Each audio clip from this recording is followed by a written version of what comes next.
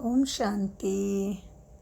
मीठे बाबा के मीठे बच्चों, दीपराज के दीपक, फिर से सभी को दीपावली के लिए बहुत बहुत शुभकामनाएं। आज तो मीठे बाबा क्या कहते हैं बच्चों को? कहते हैं, बच्चों तुम क्या हो? कर्म योगी हो तो बाप के याद में ही सब कुछ होना है। फिर बाबा ने आज एक विकार के बारे में कहा। बाबा कहते, बच्चों योग नहीं लगता है तो समझ लेना है किसी चीज़ में लोभ में बुद्धि फंसी हुई है। और फिर बाबा कहते, बच्चों ये ठीक नहीं है, इसको निकालना पड़े, नहीं तो क्या हो जाएगा, अंत समय में भी वही लोभ तुम्हें परेशान करेगा और पद भी भ्रष्ट हो सकता है। और फिर बाबा ने आज बताया, बच्चों गॉड फादर ये किसने कहा मुझे? आत्मा ने ही कहा है ना। और बाबा हमेशा ये बताते हैं कि पतित पावन ही हमको पढ़ाने आता है। और फिर बाबा ने बहुत प्यारी बात बताई। बाबा कहते, देवताओं तत्वों को भी देवी देवता कहते हैं, तो तत्वों का मंदिर बना सकेंगे क्या? तत्वों का कोई मंदिर बना है क्या? तुम्हारा ही मंदिर बना ना। फिर बाबा ने कहा, बच्चों शिव बाबा तो ज्ञान का सागर है, उसको ज्ञान का विचार मंथन नहीं करना पड़ता। और फिर बाबा ने कहा है, लोभ रखो, लेकिन किस चीज़ का लोभ रखो बच्चों? मुझे कर्मातीत बन के बाप से बेहद का वर्षा लेना ही है, इसलिए पूरा पूरा बाप को फॉलो करो। और बाबा ने बताया, बच्चों हर कर्म करते समय अधिकारपन के निश्चय और नशे से करो तो क्या होगी? किसी भी कर्म में मेहनत का अनुभव नहीं होगा। तो आइए आज भ्रकुटी के सिंहासन पर विराजमान हो जाइए। हर समय ही होना है वैसे तो। बाबा मेरा बाप, सदगुरु, टीचर, बंधु, सखा, माता पिता, सब कुछ ही मेरा बाबा मेरे सामने विराजमान है, ब्रह्मा माँ के तन का आधार लेके। बाबा को सामने देखिए, मुझे पढ़ाने आया है, मुझे। वाह रे मेरा भाग्य, वाह, मेरे जैसा भाग्यशाली फिर दुनिया में कोई है ही नहीं। हाँ, तो भ्रकुटी के सिंहासन पर विराजमान, मन बुद्धि से एकाग्र। आज है 25/10/22, प्रातः मुरली ओम शांति बाप दादा मधुबन से। मीठे बच्चे, मधुबन से माना मधुबन, मन में स्थिर होके बाप जैसे बनना है हमें, गुणवान और शक्तिवान। जैसे ही मधुबन शब्द कान में आता है तो ये चीज़ हमेशा स्मृति में आए कि मैं ही, मेरा मन भी मधुबन है, तभी तो मधुबन में जाएंगे ना। और अपना मधुबन भी है भारत में चारों धाम। सबसे ऊंचा ब्राह्मणों का धाम कौन सा है? मधुबन। महावाक्य है, मीठे बच्चे तुम कर्म योगी हो, कर्म करते हुए बाप की याद में रहो। याद में रहने से कोई भी विकर्म नहीं होगा। प्रश्न है, बाप से बुद्धि योग न लगने का कारण, मुख्य कारण कौन सा है? उत्तर, लोभ। कोई भी विनाशी चीज़ों में लोभ होगा, खाने का व पहनने का शौक होगा, तो उनकी बुद्धि बाप से लग नहीं सकती। इसलिए बाबा विधि बताते हैं, बच्चे लोभ रखो, बेहद के बाप से वर्षा लेने का लोभ, बाकी किसी भी चीज़ में लोभ नहीं रखो। नहीं तो जिस चीज़ से अधिक प्यार होगा वही चीज़ अंत में भी याद आएगी और पद भी भ्रष्ट हो जाएगा।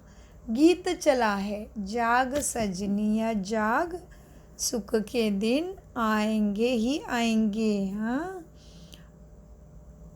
ओम। ओम शांति। अभी यह तो बच्चे जानते हैं, यूँ तो सारी दुनिया में सब कहते हैं हम सभी आपस में भाई भाई हैं, वी ऑल आर ब्रदर्स। परंतु क्यों नहीं उन आत्माओं को यह समझ में आता है कि हम कौन से बाप के बच्चे हैं। वह रचयिता है ना, तो हम उसके बच्चे हैं, हम उसकी रचना हैं।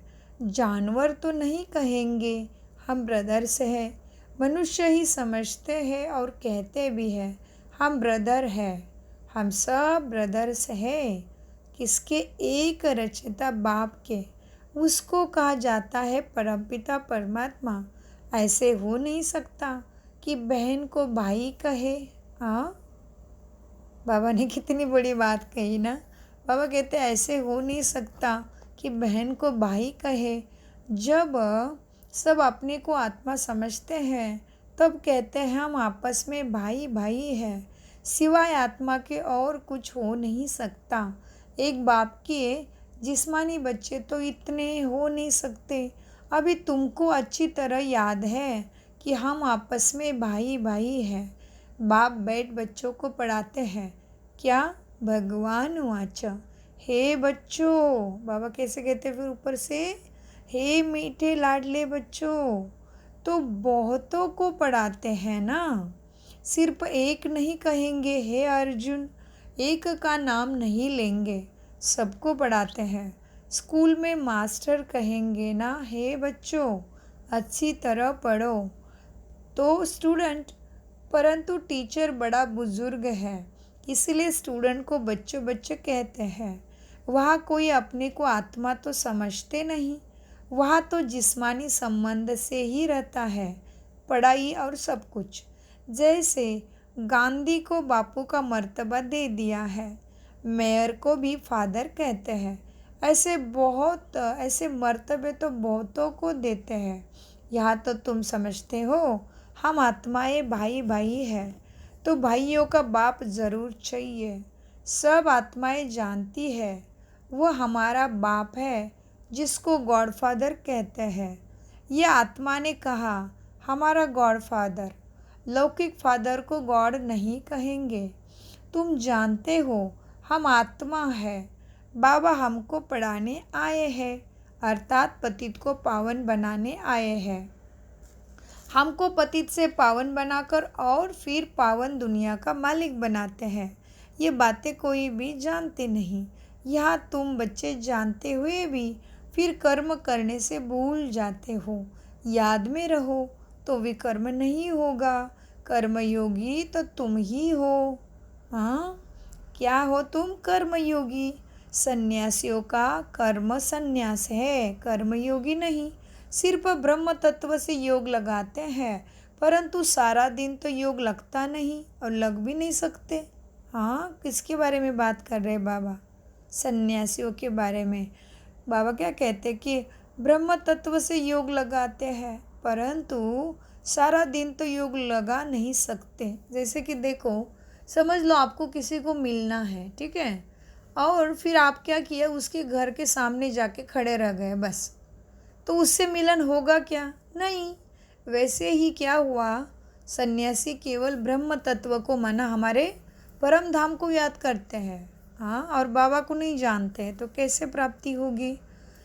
इसलिए बाबा कहते हैं मीठे बच्चों, देखो अब क्या है, अब ब्रह्म तत्व तो याद करते हैं, इसलिए ब्रह्म में जाने के लिए योग रखते हैं। समझते ब्रह्म को याद करने से हम ब्रह्म में लीन हो जाएंगे, परंतु सारा दिन तो ब्रह्म को याद नहीं कर सकते। उस याद से विकर्म विनाश भी नहीं होना है। गाया हुआ है पतित पावन, तो वह बाप है ना, बाप हुआ ना, उसको ही तो गाया पतित पावन आ जाओ। ऐसे तो नहीं कहते पतित पावन ब्रह्म तत्व अथवा पतित पावन तत्व, नहीं, सब बाप को ही पतित पावन कहते हैं। ब्रह्मा को कोई फादर नहीं कहते, ना ब्रह्मा को कोई तपस्या करते, हाँ, ना कोई ब्रह्म की। बाबा ने क्या समझाया? ब्रह्म को कोई फादर नहीं कहते, हाँ, और ब्रह्म की कोई तपस्या भी नहीं करते। बाबा कहते मीठे बच्चों, ना ब्रह्म की कोई तपस्या करते, शिव की तपस्या करी जाती है ना। वो तो हम देख ही रहे हैं ना, शंकर जी बैठे हैं ना सदा ध्यान में। एवं शंकर ही क्या, देखो महावीर देखो, गौतम बुद्ध देखो, शंकर देवता देखो, और फिर रामेश्वरम में राम भगवान भी कर रहे हैं, गोपेश्वरम में कृष्ण देवता भी कर रहे हैं ना, राम देवता भी कर रहे हैं। हाँ, यीशु ख्रिस्त है, जेजस है, गुरु नानक जी भी ध्यान में ही बिलीव करते थे, उसी तरह से ज्ञान देते थे। तो बाबा कहते देखो बच्चों, शिव की तपस्या करते हैं ना, शिव का मंदिर भी है, तत्वों का तो मंदिर भी नहीं बना सकेंगे। हाँ, तत्वों का मंदिर बना सकेंगे क्या? ब्रह्म में तो अंडे सदृश आत्माएं रहती है, इसलिए शास्त्रों में ब्रह्मांड कहा जाता है। ये नाम कोई है नहीं, वो घर है। जैसे आकाश तत्व में कितने शाकाहारी मनुष्य रहते हैं, वैसे वहाँ फिर आत्माएं रहती है। तुम बच्चे जानते हो, बाबा से हम ड्रामा के आदि मध्य अंत की नॉलेज ले सारे राज को जानकर, सारे झाड़ की नॉलेज समझकर मास्टर बीज रूप बन जाते हैं। परमपिता परमात्मा में सारी नॉलेज है। हम उनके बच्चे हैं। वो बैठ समझाते हैं इस कल्प वृक्ष की उत्पत्ति, पालना और संहार कैसे होता है। उत्पत्ति कहने से जैसे नई दुनिया उत्पन्न करते हैं, स्थापना अक्षर ठीक है। ब्रह्मा द्वारा पतित को पावन करते हैं, पतित पावन अक्षर जरूर चाहिए। सतयुग में सब सदगति में है, कलयुग में सब दुर्गति में है। क्यों, कैसे दुर्गति हुई, यह कोई को पता भी नहीं है। गाते भी है, सर्व का सदगति दाता एक है। आत्मा समझती है यह खेल है, बाप की महिमा गाते हैं क्या, सदा शिव। कैसा सुख देने वाला शिव गाते हैं, दुख हरता सुख करता। भारत में लक्ष्मी नारायण का राज्य था, अब तो नहीं। लक्ष्मी नारायण को भगवती भगवान कहते हैं। उनकी राजधानी किसने स्थापन की? भगवान निराकार है, उनसे आत्माएं वर्षा पाती है। आत्मा ही 84 जन्म लेते लेते गिरती आती है, गिरते गिरते दुर्गति को पाती है। यह बात समझानी है। परमात्मा सर्वव्यापी नहीं है, वो बाप सदगति दाता है। हम सब भाई हैं, ना कि बाप। ऐसे थोड़ी कहा जाता है फादर ने ब्रदर्स का रूप धार लिया है, नहीं। इसीलिए पहले ये बताओ कि परमपिता परमात्मा से तुम्हारा क्या संबंध है। लौकिक संबंध को तो सब जानते हैं। आत्मा का है निराकार बाप, उनको हेवनली गॉडफादर कहते हैं। फादर तो ज़रूर नई रचना का मालिक बनाया होगा। अभी हम मालिक नहीं हैं, हम सुखी हैं, हम सुखी बहुत थे। अभी हम दुनिया के विश्व के मालिक नहीं हैं, क्योंकि अब जब भी हम मालिक थे तभी बाबा कहते बहुत सुखी थे। तो किसने दुखी बनाया, यह भी नहीं जानते। आधा कल्प से रावण का राज्य चला तो भारत की यह हालत हुई है। भारत पतित परमपिता परमात्मा का बर्थ प्लेस है। भारत में भगवान आया हुआ है, जरूर स्वर्ग स्थापन किया होगा। शिव जयंती भी मनाई जाती है। तुम लिख भी सकते हो, हम फलाना बर्थडे मना रहे हैं, तो मनुष्य वंडर खाएंगे यह क्या कहते हैं। बधाई भी दो, बताओ हम पतित पावन सदगति दाता परमपिता परमात्मा शिव की जयंती, क्या बताना है। परमपिता परमात्मा शिव की जयंती मना रहे हैं। उस दिन बहुत शादमान करना चाहिए। सर्व की सदगति दाता की जयंती कम बात है क्या। एरोप्लेन द्वारा पर्चे बड़े बड़े शहरों में गिराने चाहिए, तो अखबारों में भी पड़ेगा। बहुत सुंदर सुंदर कार्ड बनाने चाहिए। मोस्ट बिलीवर्ड बाप की बहुत महिमा लिखनी चाहिए। भारत को फिर से स्वर्ग बनाने आया है, वही बाप राजयोग सिखा रहे हैं, वर्षा भी वही देते हैं। शिव जयंती के कार्ड बहुत अच्छे सुंदर छपाने चाहिए। प्लास्टिक पर भी छाप सकते हैं, परंतु अर्जुन छोटी बुद्धि है। राजा रानी तो कोठों में कोई बनेगा, बाकी ज़रूर अलबेले जो होंगे वो प्रजा बनेंगे। माला 108 की है, बाकी प्रजा तो बहुत होगी। ऐसे भी नहीं हम तो अलबेले ऐसे भी नहीं हम तो अलबेले हैं, खूब पुरुषार्थ करना चाहिए। बाबा समझाते बहुत हैं परंतु अमल में मुश्किल लाते हैं या अपने को अल्लाह के बच्चे समझते हैं। बाहर निकलने से माया उल्लू बना देती है। हाँ, कितने बड़ी बात की बाबा ने। जैसे ही क्लास में बैठे हैं, मधुबन में गए हैं, हाँ सेंटर में है, बाबा के क्लास में बैठे, मेडिटेशन क्लास पाठशाला में बैठे तो बड़ा अच्छा लगता है। तो बाबा ने कितनी प्रैक्टिकल बात बताई। देखो बाबा कहते यहाँ अपने को अल्लाह के बच्चे समझते हैं, बाहर निकलने से माया उल्लू बना देती है। कितनी कड़ी है ये माया। राजाई लेने वाले थोड़े निकलते हैं बच्चे। राजाई लेने वाले थोड़े ही निकलेंगे। चंद्रवंशी को भी हम नापास कहेंगे। तुम सबकी पढ़ाई और पद को जानते हो, दुनिया में रामचंद्र के पद को कोई जानता होगा? बाबा ने प्रश्न पूछा है कि दुनिया में रामचंद्र के पद को कोई जानता है क्या? बाबा अच्छी तरह तुम्हें समझाते हैं कैसे हम शिव जयंती के लिए फर्स्ट क्लास निमंत्रण बनवावे जो मनुष्य चक्रित हो जाए। विचार सागर मंथन गाया हुआ है, शिव बाबा को थोड़ी ही विचार सागर मंथन करना है, यह बच्चों का काम है। बाबा राय देते हैं किसकी बुद्धि में आए और काम ना करे तो बाबा उनको अनाड़ी कहेंगे। बच्चे जानते हैं परमपिता परमात्मा हमको ब्रह्मा द्वारा विष्णुपुरी का मालिक बना रहे हैं, शंकर द्वारा विनाश होना है, त्रिमूर्ति ऊपर खड़ा है। तुम सब पंडे हो जो रूहानी यात्रा सिखलाते हो, तुम भी लिख सकते हो सत्यमेव जयते।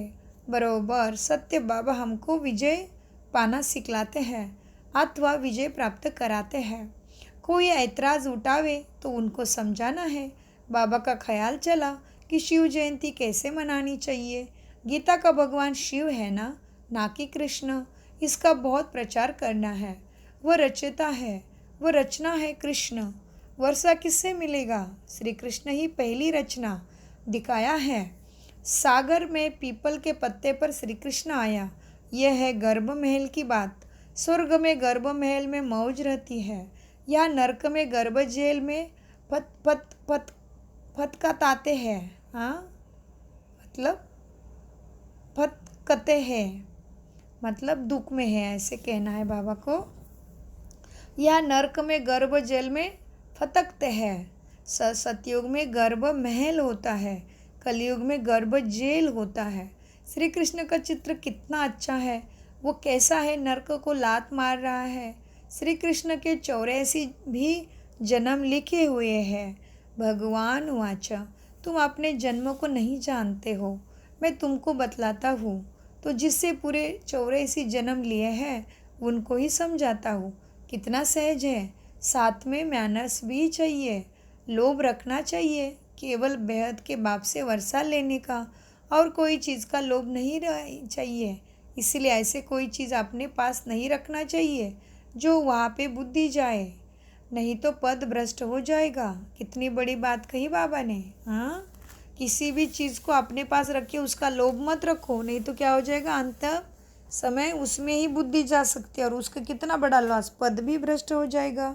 तो बाबा कहते बच्चों, देह से जो कुछ भी है ना, सब से बुद्धि निकालनी है। एक बाप को याद करना है। कोई मनुष्य बहुत फर्नीचर रखने वाला होगा तो मरने समय वो याद आता रहेगा। जिस वस्तु से जास्ती प्यार होगा वो पिछाड़ी में ज़रूर याद आएगी। बाप बच्चों को समझाते हैं, कोई भी चीज़ के लोभ के वश छिपकर मत रखो। हाँ, कोई भी चीज़ को लोभ के वश छिपाकर मत रखो। यज्ञ से हर चीज़ मिल सकती है, छिपके कुछ रखा तो बुद्धि ज़रूर लटकेगी। बाप का फरमान है, शिव बाबा का भंडारा है, बच्चों को सब कुछ मिलना है। ऐसे भी ख्याल नहीं आना चाहिए कि फलाने को साड़ी अच्छी पड़ी है। हाँ, क्या कहा बाबा ने? ऐसे भी ख्याल नहीं आना चाहिए कि फलाने को साड़ी अच्छी पड़ी है, हम भी पहने। अरे तुम बाप से राजाई का वर्षा लेने आए हो कि साड़ी का वर्षा लेने आया हो? बाबा ने प्रैक्टिकल में आज पकड़ा है हमारे भावना को, कैसे कैसे सोच चलती उसके लिए बाबा ने पकड़ा है। अरे बच्चों, तुम बाप से राजाई का वर्षा लेने आए हो कि साड़ी का वर्षा लेने आए हो? जो अच्छी सर्विस करते हैं उन पर सब कुर्बान जाते हैं। बोलो, हम शिवाय शिव के भंडारे से मिले हुए और कुछ पहन नहीं सकती। हम यज्ञ से ही लेंगे तो बाबा की याद रहेगी। शिव बाबा के भंडारे से यह मिला, नहीं तो चारों ओर की आदत पड़ जाती है। अरे यार, त्याग, हाँ, सैक्रिफाइस करेंगे तो बहुत फर्स्ट क्लास चीज़ें मिलेगी। शिव बाबा कहाँ कहाँ बच्चों की परीक्षा भी लेते हैं। देखे कितना देह का अभिमान है, तो बाबा खुद परिस्थिति तुम्हारे सामने लाएंगे, तो बड़ा अटेंशन रखे, क्योंकि बाबा गुरु भी है ना, सदगुरु टीचर भी है, तो टीचर तो एग्जामिनेशन लेगा ही ना, तभी तो आगे आगे के क्लास में भेजेगा ना। तो बाबा कहते बाबा भी बच्चों की परीक्षा लेते हैं कि देखो तो मैं कहाँ तक अभी बन गया है। तो शिव बाबा कहाँ कहाँ बच्चों की परीक्षा भी लेते हैं। देखिए कितना देह का अभिमान है। तुम्हारा वायदा भी है ना बाप से, बाबा जो तुम खिलाओगे, जो पहनाएंगे, आदि आदि हम वैसे ही स्वीकार करेंगे। दिल से समझना चाहिए, ये शिव बाबा देते हैं। इतनी फर्स्ट क्लास अवस्था तुम्हारी होनी चाहिए। हाँ, कितनी फर्स्ट क्लास होनी चाहिए, अपने आप चेक करो भाई। बाबा कहते बच्चों, बाबा से पूरा वर्षा लेना है तो श्रीमत पर पूरा पूरा पुरुषार्थ करो। बाबा की राय पर चलो। मम्मा बाबा कहते हो ना, तो बाबा बाबा मम्मा बाबा को पूरा पूरा फॉलो करो। सबको रास्ता बताओ। बाबा से वर्षा मिला था, अब फिर मिल रहा है। याद की यात्रा करते रहो। बाबा समझाते हैं, तुम जितना रुस्तम बनेंगे उतना माया जोर से आएगी। तुम मूंझते की हो? हाँ, माया आएगी तो तुम कंफ्यूज क्यों होते हो? क्योंकि बाबा कहते तुम तो माया से बलवान हो ना। सर्वशक्तिमान और वान के बच्चे मास्टर सर्वशक्तिवान हो ना, तो क्यों मूंझते हो? तुम जितना रुस्तम बनेंगे उतना माया जोर से आएगी। तुम मूंझते क्यों हो? कोई कोई बच्चों को बाबा लिखते हैं, तुम तो बहुत अच्छी सर्विस करने वाले हो। माया के तूफान आएंगे, क्या सारी आयु ब्रह्मचर्य में रहेंगे? बुढ़ापे में भी आकर देखो कैसे कैसे सोच आएगी। माया के तूफान आएंगे, क्या सारी आयुष्य ब्रह्मचर्य में रहेंगे? बुढ़ापे में भी आकर चक्री लगेगी। शादी करे, यह करे। बाबा ने कैसे संकल्प की बात की, देखो दिल में कैसे कैसे संकल्प चलते हैं मन में। वो परमात्मा शिव बाबा के सिवाय कोई जान भी नहीं सकता। कितनी वंडरफुल बात है ना। तो बाबा कहते हैं बुढ़ापा में माया चक्री लगाएगी, मन में आएगा शादी करे, ये करे। माया बूढ़े को भी जवान बना देती है। हाँ, माया बूढ़े को भी जवान बना देगी। हाँ, ऐसा फतकत आएगी मतलब ऐसे एकदम कंफ्यूज कराएगी। बाबा कहते हैं तो बड़ा अटेंशन रखना चाहिए। फिर तुम डरते क्यों हो माया से? भला कितना भी तूफान आए, बाबा को याद करने से बच जाएंगे। अच्छा, तो कैसे बचेंगे भाई? बाबा की छत्र छाया में सदा खुद को अनुभव करो। सब कर्म करो दृष्टि से, कृति से, वृत्ति से, बाबा की याद में रहो। मतलब बाबा का ओरा हमेशा अपने साथ बना लो, लाइट का घेरा। और फिर बाबा कहते कुछ भी हो जाएगा, तूफान आने दो, लेकिन बाबा को याद करेंगे तो बचे रह जाएंगे। अच्छा, मीठे मीठे सिकिलते बच्चों प्रति माता पिता बाप दादा का याद प्यार और गुड मॉर्निंग। रूहानी बाप की रूहानी बच्चों को नमस्ते। हम रूहानी बच्चों की रूहानी बाप दादा को याद प्यार गुड मॉर्निंग, नमस्ते प्यारे बाबा, नमस्ते। हाँ, और हम हैं प्यारे बच्चे, सब कुछ सतबुद्धि से समझते और समझाते और धारण करते और कराते। तो धारणा के लिए मुख्य सार है, लोभ के वश कोई भी चीज़ छुपकर अपने पास नहीं रखना है, बाप के फरमान पर चलते रहना है। नंबर 2, बाबा जो खिलाए जो पहनाए एक शिव बाबा के भंडारे से ही लेना है। देह अभिमान में नहीं आना है। मम्मा बाबा को पूरा फॉलो करना है। वरदान, सर्व खजानों के क्या? बाप ने हाथ मेरे सिर पे रख दिया। कौन सा बाप है वो? सदगुरु। तो वरदान माना तो सब कुछ प्राप्ति।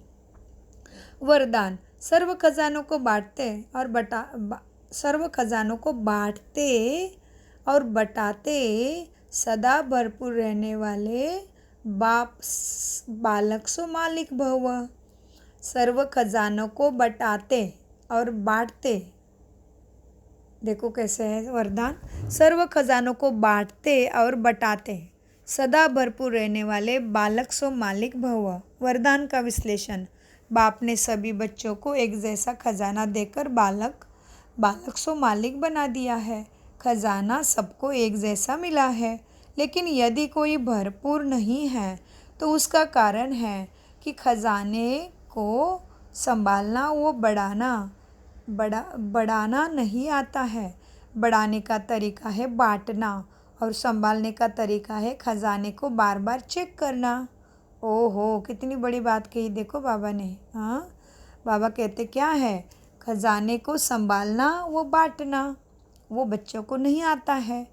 हाँ, और खजाने बढ़ाने का तरीका है बांटना और संभालने का तरीका है खजाने को बार बार चेक करना। अटेंशन और चेकिंग, ये दोनों पहरे वाले ठीक हो तो खजाना सदा बच्चों का सेफ रहता है। हाँ, अटेंशन और चेकिंग। कहाँ जा रही मन बुद्धि, किधर भटक रही, क्या हो रहा है वेस्ट, समय, श्वास, संकल्प, कृति, वृत्ति, दृष्टि कितनी वेस्ट जा रही है, या देहाभिमान में जा रही है या श्रीमत के अनुसार जा रही है, वो खुद का अटेंशन और चेकिंग, यही बहुत अच्छे पहरेदार है हमारे। जो पुण्य का खाता जमा हो रहा है, आत्मा जो संपन्नता की तरफ जा रही है, उसका सेफ रहे, जो भी जमा होता है उसको लीकेज ना हो।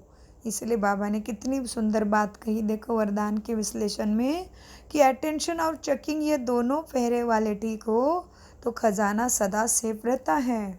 स्लोगन। हर कर्म अधिकारपन के निश्चय और नशे से करो तो मेहनत नहीं करनी पड़ेगी। हाँ, कितना सुंदर कहा।